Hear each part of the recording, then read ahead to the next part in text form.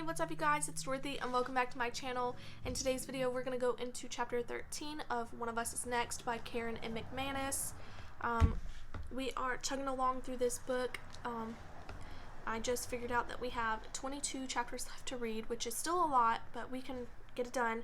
And out of all the pages that are in this book, we still have 220 pages left to read. So let's get right into this video. This video may contain sensitive topics and foul language. If you do not wish to continue, please click off of the video now. You have been warned. Chapter 13. Maeve, Wednesday, March 4th. The first person to greet me at school Wednesday morning is Sean Murdoch, as he does it by grabbing in front of the front of his pants. Climb on anytime you want a real man, he leers, thrusting his hips while Brandon Weaver cackles behind him, satisfaction guaranteed. My face burns with the kind of combined horror and shame I haven't felt since Simon Keller wrote a scathing blog post about me freshman year. This time, though, I can't slink into the shadows to get away from it all. For one thing, my sister's not around to fight for me, and for another, I'm not the only one affected. First off, gross, I say loudly. Second, the stupid game is lying. Nothing like that ever happened. I spin my combination and yank the door to my locker so hard I lose my grip and slam it into my neighbors. You're an idiot if you believe everything you read. Well, you're an idiot regardless, but either way, it's not true. That's my story, and come hell or high water, I will stick with it. Sure, Maeve, Sean murks. This is a sucky time to find out he knows my name after all. His eyes travel up and down my body, making my skin crawl. Offer still stands. Brandon laughs again. Literally, he says. He puts his hands up for a high five, but Sean just looks confused. Laughter echoes in the hall, and Sean brightens as he turns into its direction. There's a group of people clustered around the bay where Knox's locker is. Looks like your boyfriend's here, Sean says. Well, ex-boyfriend. Can't blame you for that. Hope he likes his present. My heart sinks as he and Brandon saunter down the hall toward the growing crowd. I grab a random assortment of books that probably aren't even what I need for class, stuff them into my backpack, and slam my locker door closed. I'm halfway to Knox's locker when someone grabs a hold of my arm. I wouldn't, Phoebe says, pulling me to a stop. Her curly hair is in a high ponytail that swings when she turns her head to look behind us. You being anywhere near him right now is only going to make things worse. She doesn't sound mean, just matter of fact, but the words still sting. What's going on? Limp noodles glued to his locker, in a shape you can probably guess. She shrugs as what she clearly wants to be breezy manner, but the tense lines of her mouth don't match. Could have been worse. At least noodles are easy to get off. Her jaw twitches. Clean. I slump against the locker beside me. Oh God, they're such assholes, and it's not even true. I raise my voice. I never said that. I dart a glance at Phoebe, testing out the lie on somebody with significantly more brain cells than Sean. It doesn't matter, she says, in the same breezy yet bitter voice. People will believe what they want anyway. I grimace in frustration. The worst thing is, I was actually making progress in figuring out who was doing this. Not fast enough, though. Phoebe blinks. Say what? I catch up to her on the latest revenge form post from Darkest Mind. I'll bet that the last one was about me, I say, holding out my phone so Phoebe can see the screenshot I took. More to come soon. Tick-tock. She sucks her lower lip in between her teeth. Maybe. Still doesn't give you any idea who's talking, though. Not yet, I say, but you'd be surprised. People who think they're being stealthy and anonymous give themselves away all the time. Simon certainly did. Can I give you some advice? Phoebe asks. Excuse me. I nod as she leans against the locker beside me, her face serious. I was thinking about this stupid game all night last night and how it has everybody dancing like puppets on a string. Whoever's behind Truth or Dare is on one massive power trip, and the thing is, we're giving them that power by caring, reacting, spending all of our time worrying about who's next and what's true. We're feeding the beast, and I, for one, am done. I blocked Unknown last night, and I think you should too. Back away from the revenge form. Stop handing those anonymous weirdos the attention they want so much. If everyone ignored them, they'd stop.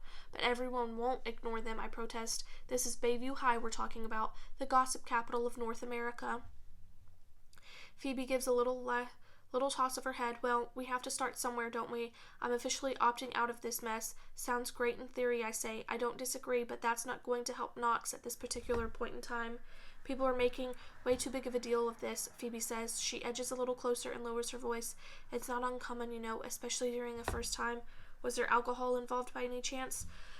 I resist the urge to bash my head against the locker, but just barely. Please don't. Then, because I'm desperate to understand what happened and Knox isn't speaking to me, and I add in a whisper, I don't know how anyone could have found out.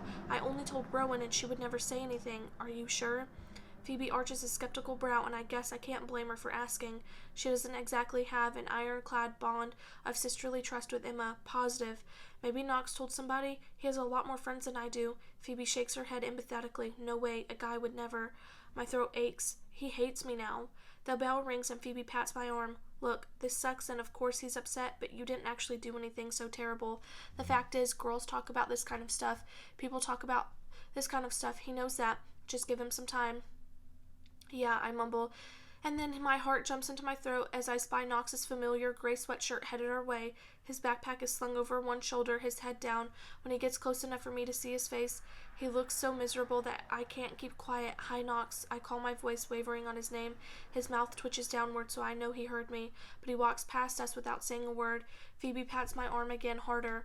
More time than that. The rest of the day doesn't get any better. Flaccid penis pictures start showing up everywhere on lockers, classroom doors, bathroom walls, even at the kitchen lunch line. Former prison worker Robert tears one down while I grab a soggy turkey sandwich that I have no intention of eating. What fresh hell are these monsters up to now, he mutters, with an expression that's equal parts mystified and apprehensive. It's pushed every other worrying thought from my head. The nosebleeds and bruises can wait. Unknown's identity. I don't care anymore. Phoebe was right. Whoever it is isn't worth all the time and attention I've been giving them. I need to focus my energy on fixing this mess with Knox. I mean, I have measly 5 people in my key contacts, and he's the only one who's not related to me or getting paid to keep me from dying. I can't let this ruin our friendship. After the last bell, I head for the Into the Woods rehearsal, hoping for one last chance to talk with him. I make my way slowly down the aisle to the auditorium, simultaneously scanning the small crowd and counting how many lights are blazing above the stage. If it's an even number, Knox will forgive me today. 10, 11, 12, 13. Damn it. Double unlucky. Knox is nowhere in sight, and he doesn't look as though rehearsal has started yet. There are only 2 people on stage, and when I get closer, I see that one of them is Miss Kaplan, the drama teacher, and the other is a sullen-looking Eddie Blaylock. But I don't know the part, Eddie says. He's a sophomore, small and thin, with dark hair, and he gels it into stiff points. You're the understudy, Miss Kaplan plants her hands on her hips. You were supposed to have been learning the role of Jack for the past 2 months. Yeah, but Eddie scratches the back of his head. I didn't. Miss Kaplan heaves a bony, weary sigh. You had one job, Eddie. Lucy Chen is perched on the edge of a chair in the front of the row, leaning forward with both her arms and legs crossed. She looks like an angry human pretzel. What's going on, I ask.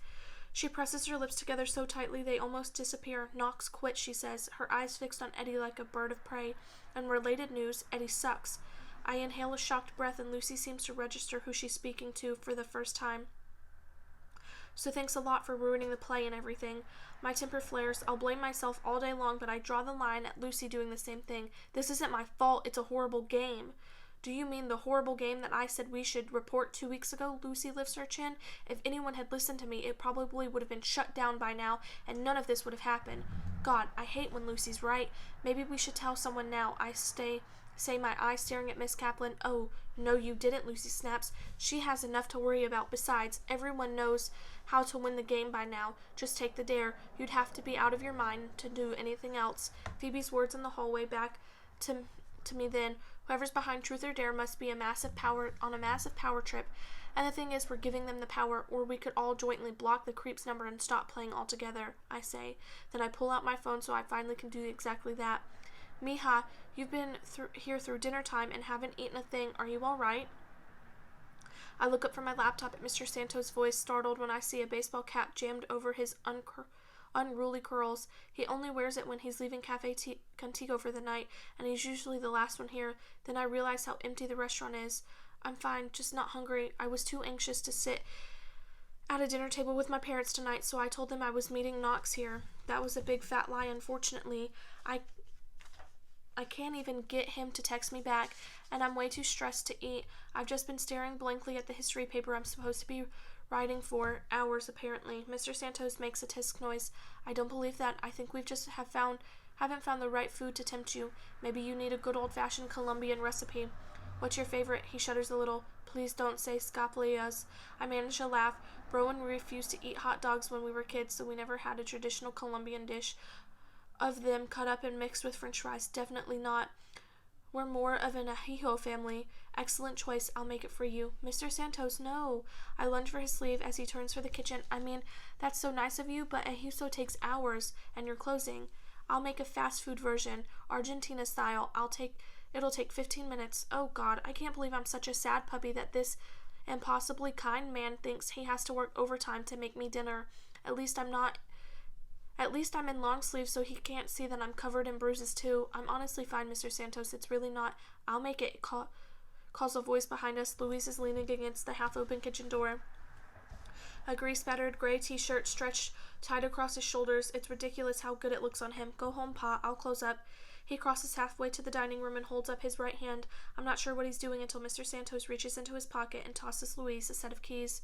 Works for me, Mr. Santos says, and turns back to me with a gentle smile. Don't look so guilty, mija. He needs the practice. He waves aimlessly and shuffles out the door. I let him disappear around the corner of the building before I stand and stuff my laptop into my bag with apologetic look at Louise. Listen, just go home. If he asks, I'll tell you fed me. I'm not even hungry. My empty stomach chooses the exact moment to rumble loudly. Louise raises his eyebrows as I fold my arms tightly over my ribcage. My stomach growls again. Anyway, at all. Come on. A half smile teases the corners of his mouth. It's not like you're going to help. He turns and disappears into the back of the restaurant, leaving me no choice but to follow. I've only ever glimpsed the kitchen from the dining room before, but bright and chaotic and bursting with noise. Now it's so still and silent that Luis's voice echoes when he gestures to the row of appliances behind a long, well-worn metal table. Here's where the magic happens. I put my hands on my hips and look around the kitchen with what I hope is professional interest. Very impressive. Hang on a sec. I need to get out of this shirt. It's a disaster. Luis goes behind a tall, freestanding rack of metal shelves and grabs something white out of his duffel bag. Before I can fully register what he's doing, he's pulled his t-shirt over his head and put on a clean one. I get a flash of shoulder muscles, and then he's done, stuffing the old shirt into his bag and replacing it on the other shelf. I'm going to leave it off right there, and I will see you guys in the next video. So this one's going to have a part 2, but yeah.